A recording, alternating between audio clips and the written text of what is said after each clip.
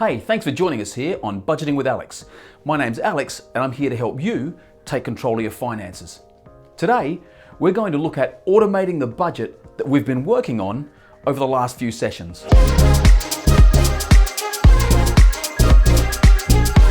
So well done to you. We're on the home stretch now. After putting together a budget that is balanced, that is paying off your high interest debt, that's saving for your future and building an emergency fund, now we're going to automate the whole process so you don't have to do any thinking. It's not a difficult process, there's just a handful of steps. So let's get to it. We're going to start by classifying each item on our expense list, and we're going to break them into 6 separate classifications: set costs, variable costs, emergency fund, splurge, savings, and investment. Now there are a couple of items that Chloe didn't use that she's put in her template. I'm just going to delete those and clean the template up a little bit. So I'll be deleting savings, general, and spending money. Then you'll notice on the spreadsheet here that there's a tiny little arrow next to each of the expense items. We haven't talked about that very much yet. But if you click on that arrow, you'll see the expense categories I just mentioned in a drop-down box. All you need to do is to go through and classify each of these lines into a category that you think it fits into. Just as an aside, if you have downloaded the template already, then you may want to go back and download it again, because I've included all of the categories that we're just about to go through. So let me give you a brief explanation of them as we fill in Chloe's budget.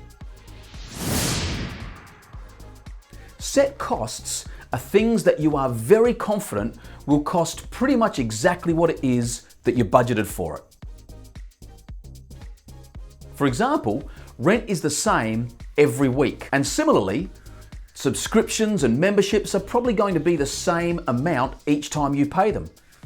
The same with insurances. If you look at past bills, you can be reasonably confident about what your utilities bill or your vehicle bills are going to be. If you're a little bit nervous about, say, your petrol allocation calculation, then if you want to, you can put that in variable costs instead of in set costs. Now, having said that, most people have a pretty good idea of how much they spend on petrol. If you know you spend $100 to fill up your tank and you fill up your tank once every week, then you know that you're probably going to spend $5,200 every year on petrol. So that's why you are confident to be able to put it in set costs. Variable costs are costs that have a little bit more capacity to change from week to week. Groceries vary from week to week. You're putting in an average here, and obviously on one week what you buy might make the price a little bit more expensive or a little bit less expensive. Similarly for medical expenses. Now, on that week that you run out of that cream for that little rash,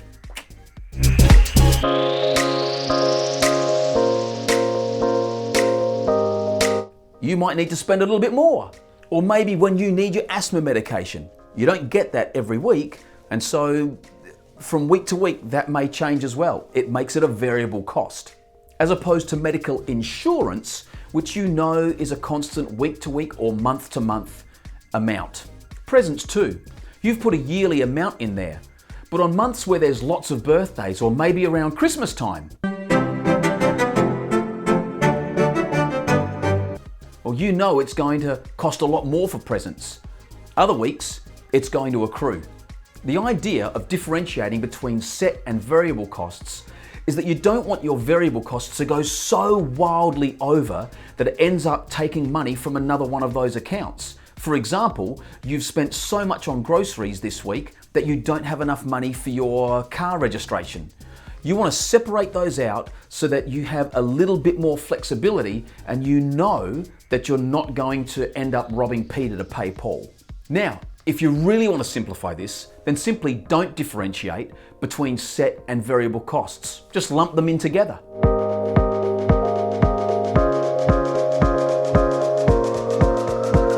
But I find that differentiating helps me not dip into other accounts when I just need a little bit of extra cash.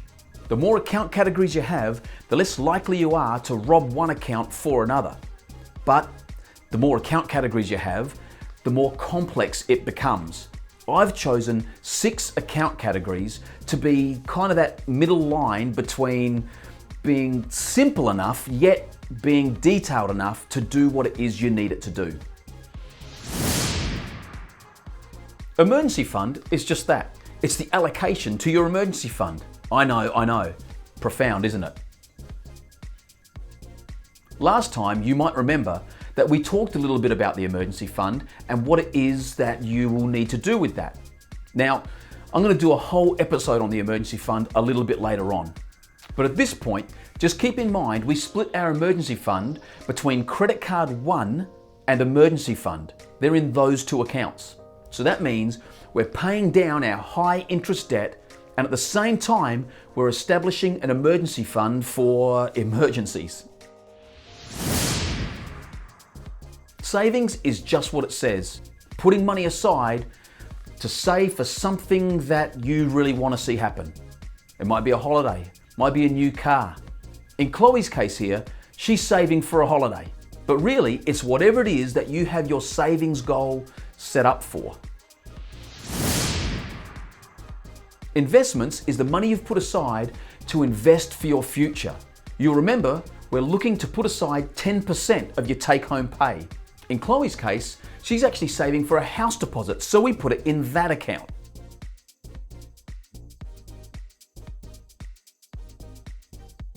But if she had a house, maybe she wants to get herself a rental property.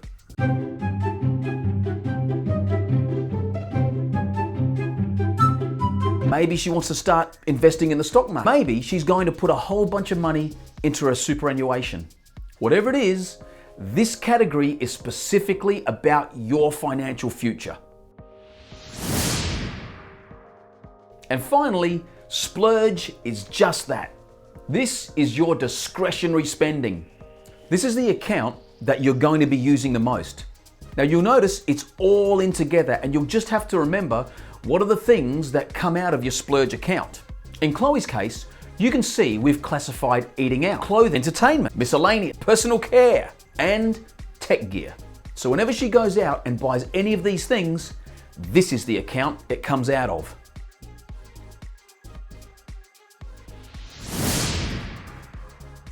Now we're going to automate everything you've done so far. This is the exciting bit. We are going to set up a bank account with 5 sub-accounts. That makes 6 accounts altogether, 1 for each of the classifications that we just talked about. I'm using Suncorp Bank here, but let me tell you, pretty much every bank these days will let you set up an account and have sub-accounts as well. It doesn't matter pretty much which bank you use. As you see in the setup here, I could have actually set up those 5 sub-accounts from the very beginning, but I chose not to do that so you can see what needs to happen in terms of setting up sub-accounts if you have an existing account. Now, banks will normally issue you a debit card that is specifically to the main account, and you won't be able to access the sub-accounts from that card.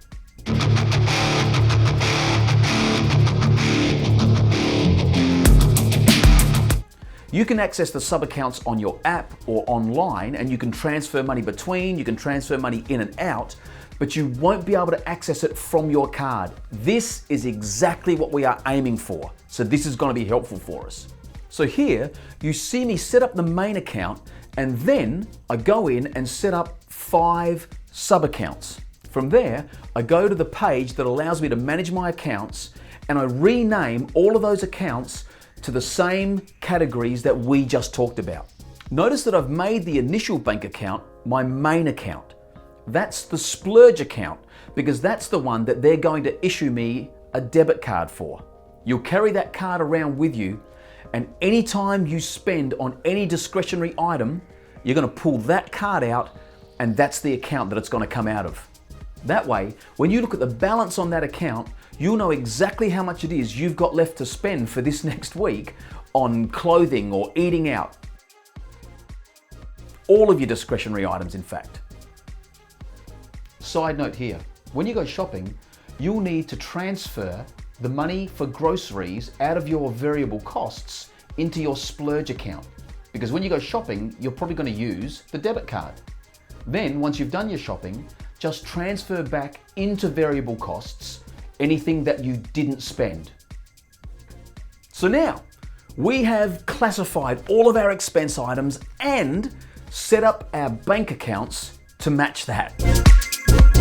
From here, just scroll to the right of that template and you'll see I've set up a little summary page there for you.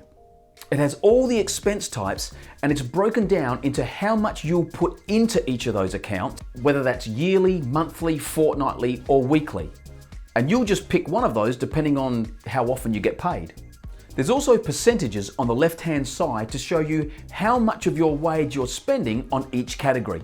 As a general rule of thumb, and this will depend on your income amount, you're aiming for about 60% of your wage going to variable and set costs combined. Another 20% of your wage should be going to emergency fund and investment. That leaves 10% of your wage going to saving and 10% of your wage going to Splurge account. You'll see here, Chloe's not doing too badly, although her Splurge account is almost double of what it should be. And you can see there that it's the emergency fund and investment that's probably paid the highest price for that. Now, it would be great if she could cut her spending a little bit in the future and be able to allocate that to those other two accounts. But the reality is, when you're sitting on about 52K a year, the percentages don't add up exactly. They won't precisely match that. They should start to get a lot closer once you start earning $70,000 to $75,000 a year or more. If you're earning over $75,000 a year, then you probably should be sitting on those percentages pretty much on the dot. Now, just make sure the percentages add up to 100%. And the total amount of expenses should be the same as the total amount of expenses in your expense column. Because in reality, all you're doing is dragging information across from the other table, so it should add up perfectly.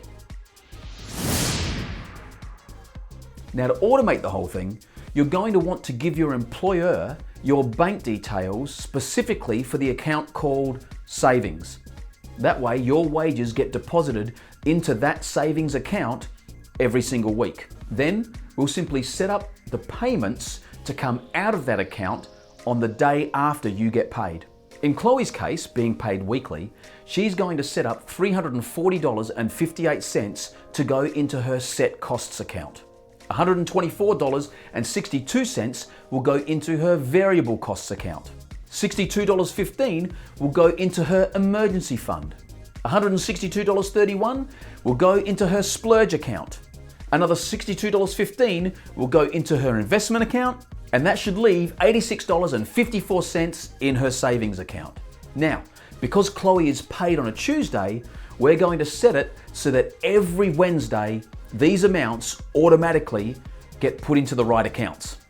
From there, if you have any regular payments for different things, maybe it's your rent comes out every week, or it's health insurance, or whatever it is, simply set up those payments in your bank account to come out of the right account and get paid. Usually that's coming out of set costs.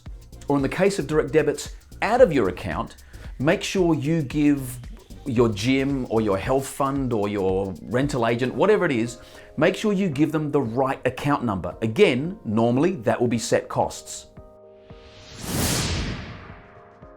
Now for a couple of disclaimers. You should no longer run out of money in any of your accounts. But of course, it will depend on how accurate your budget is. And if you do run into trouble, you do have your emergency account if something catastrophic goes wrong.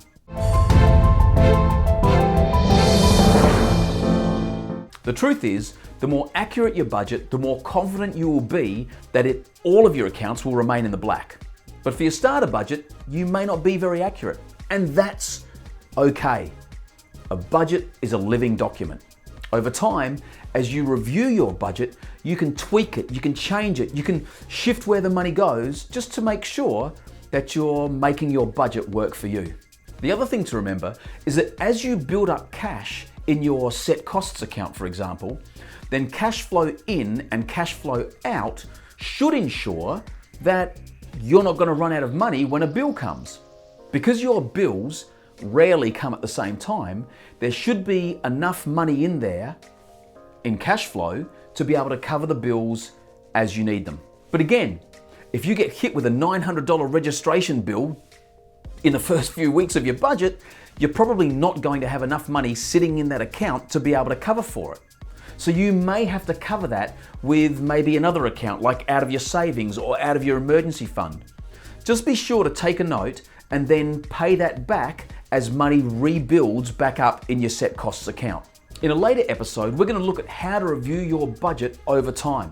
But I would encourage you, if there were any particular expense items that you weren't 100% sure of and you weren't totally confident in, then just take note over time how much you're spending on each of those things. The easiest way to do that is to keep receipts for it. So maybe over the next 6 months, you just jot down some notes about how often you buy petrol and how much it costs each time. Or when you're doing groceries, you keep the receipts so that over a 6-month period, you can average that out and see, well, it's going to roughly be this much. Whichever ones you're not so confident in. Even better than taking notes, keep your receipts in a folder somewhere so you can refer to them later. What can I say? Congratulations! You now have a working budget that is going to get you significantly closer to your financial goals. I'm so proud of you for sticking through to the end and getting to the point where you can now automate your budget. Well done. It was a bit of work, but let me tell you, as you watch your emergency fund, your savings, as you watch your investment fund, as you watch all of these start to grow, you'll see the payoff for the work that you've put into it now. In episodes moving forward, we're going to be looking at a whole bunch of different topics and tricks that are going to help you with saving money and making your money work for you better. But this budget is going to be the core of all of it. There's little use talking about investing if you don't have any money to invest. But now, over time, because of this budget, you're going to have money that you can actually invest into your future. I can't wait to get into some of our other topics around saving you money and increasing your income, a whole bunch of stuff. If you've given this budget a shot, then why not let me know in the comments section below or drop me an email or something. And if you need some help with it, hey, that's what this channel is all about. I want to help you achieve your financial goals. So let me know and I'll be more than happy to help. If you found this video helpful, don't forget to hit that like button. It tells YouTube this was a useful video and more people should see it. And if you know someone who maybe needs a little bit of help in taking control of their finances, why don't you share this link with them? I know they'll be grateful that you did. And if you haven't done it yet, why not hit that subscribe button and ring that bell? That way, you'll be informed when the next video drops. Always remember, budgeteers, if you don't tell your money where to go, you'll never be able to say where it went. Thanks so much for watching. We'll see you next time.